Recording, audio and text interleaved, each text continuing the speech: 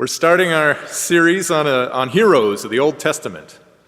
Heroes of the Old Testament. I use that term reservedly because my subject is Jacob. And he's really almost an anti-hero. He's not a nice man. He's not an honest man. He's not a selfless man. Not a forgiving man. To quote Scott, Jacob is an all-around scoundrel.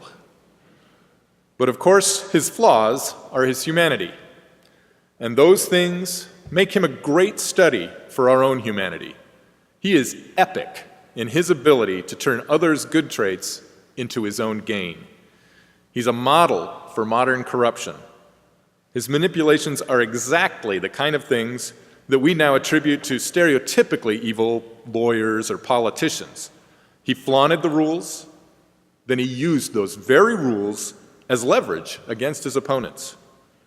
And he basically considered everyone an opponent. Yet God not only forgave him, God placed him in a highly exalted position, both during his life and in cultural posterity. I'm offended, deeply. So what does this have to do with us commoners? We don't have the gall, the sheer chutzpah, to be so brazen. We seem unable to get away with things like that. Jacob spent all night wrestling with God. For me, there's no meaning in that part of his story without symbolism.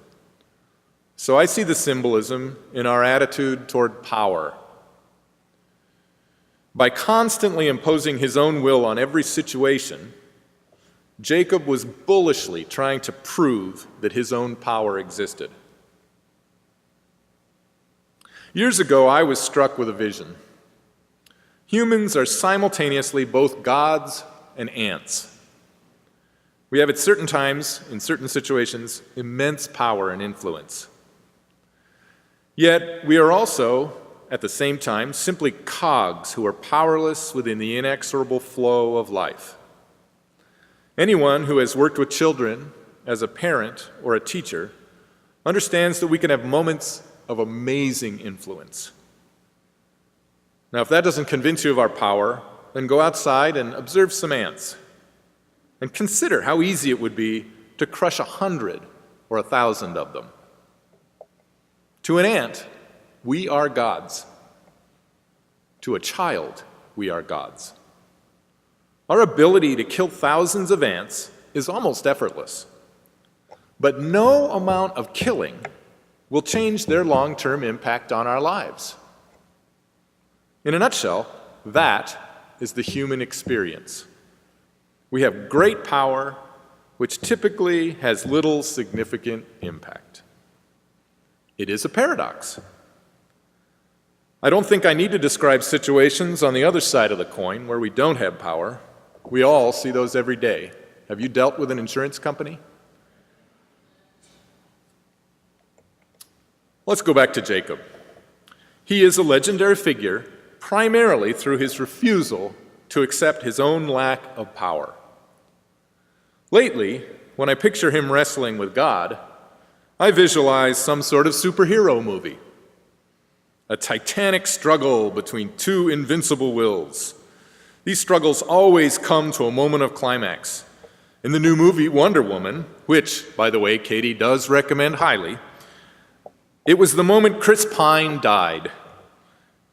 Wonder Woman realized that his sacrifice meant that humans have the capacity for compassion and selflessness, which makes us worth saving.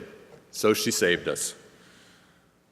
With Jacob, it was the realization that while he couldn't overcome God, he had control of his own will and could force God to show the cards concerning Jacob's destiny. Jacob conquered God. But what did he win? God told Jacob that he was loved, just like every other person in the world. So in his ultimate victory, Jacob got nothing special except his own satisfaction. History is full of people like that, who have strived to gain happiness by building power, wealth, and influence. I don't believe happiness comes from power. I've probably said that before in a sermon. but it bears repeating. Power, money, influence, they do not promote happiness. And losing power, influence, and money do not need to undermine our happiness. I do know that isn't entirely true, but it's a general rule, and I'm going to get back to that later. Our relationship with power is at the center of this discussion. We are sometimes powerful, sometimes powerless. Our pride will tell us to follow Jacob, to build the power, resist weakness, to grasp our rights, and take on ever-increasing power. Here's a thought, though. Children are great. I highly recommend having them. But Jacob had 11 children, 2 wives, 2 concubines that we know of. I have 1 daughter, and I only have 1 wife. And I'm regularly overwhelmed with the worry of trying to foster and help them. I can only imagine Jacob's sleepless nights. Right before he wrestled with God, Jacob was caught between 2 armies, and he was worried about taking care of all the responsibility that his grasping for power had given him. He saw that he couldn't defend his retinue against the very enemies which he had created with his own ambition. So he turned to God. I imagine that he started with a prayer, but being Jacob, it turned to a fight. There are several ironies in this situation. The reason God asked Jacob to stop fighting was that if the sun hit them and Jacob beheld God in the light, Jacob would die. So God was really trying to protect Jacob. And Jacob was actually being self-destructive. And on top of that, Esau, he was leading one of the armies, was always going to forgive Jacob. So Jacob needn't have worried about the whole thing at all. It was only Jacob's assumptions about other people's motivations which burdened him. His fear, his concern, his troubles, they all came from within. Now that gives me some food for thought, considering some modern Jacobs that we're not mentioning in this sermon.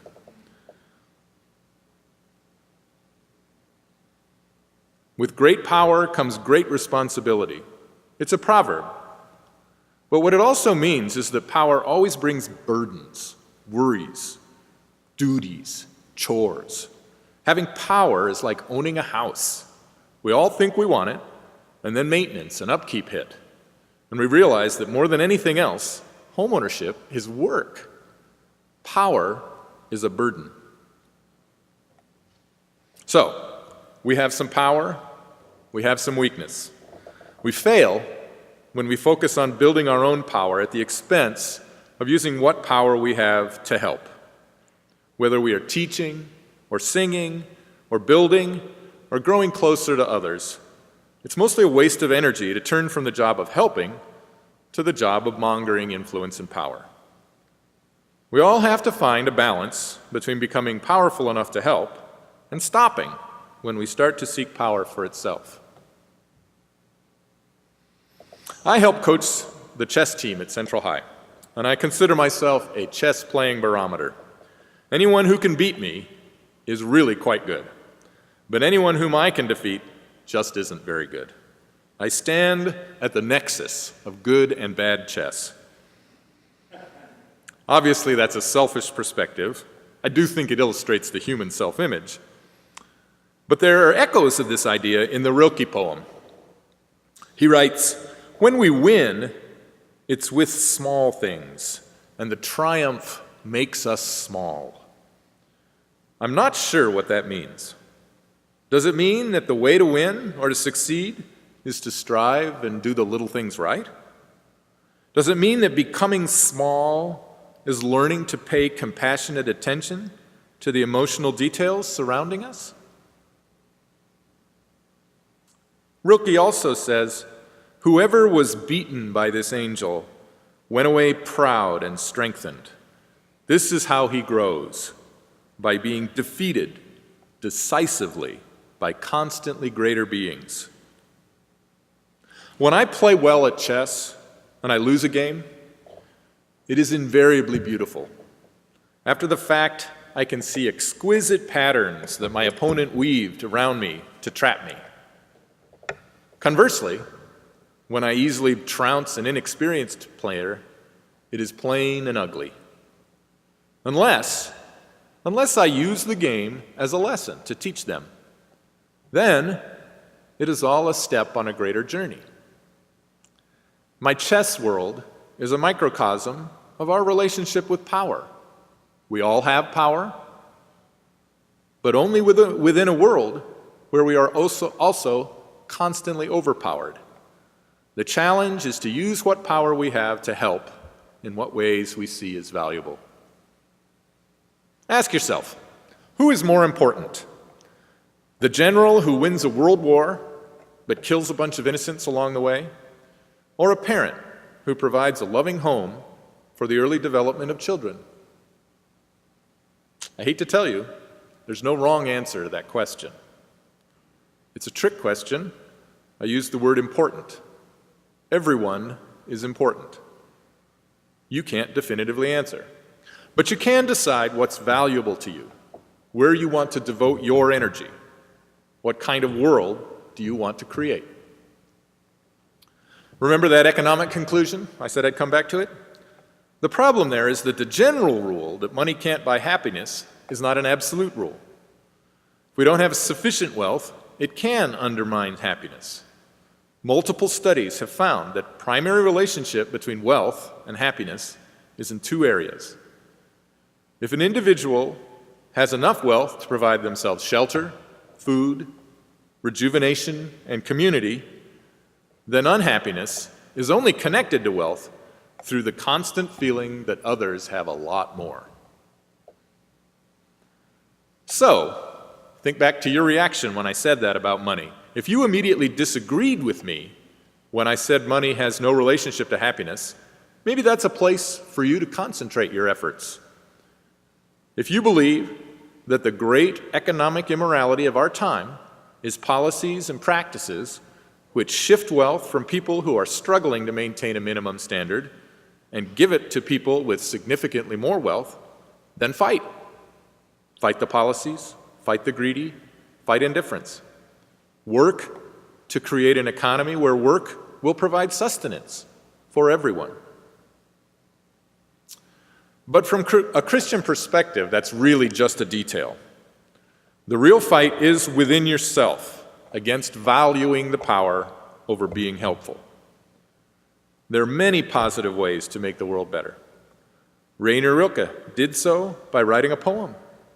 He described something wonderful when he said, "The angel who appeared to the wrestlers of the Old Testament, when the wrestlers' sinews grew long like metal strings, he felt them under his fingers like chords of deep music."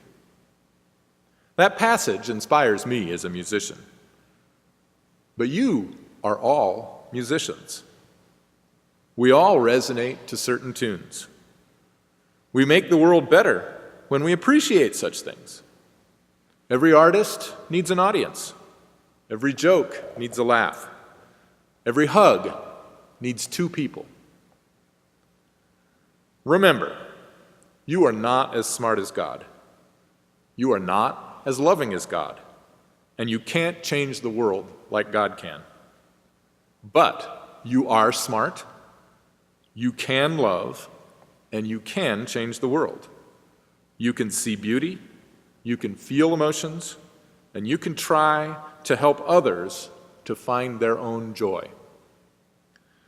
Worrying about who has the biggest house is fruitless. I do not want to be any more powerful than I am right now. I just want to use it as well as I can. How about you?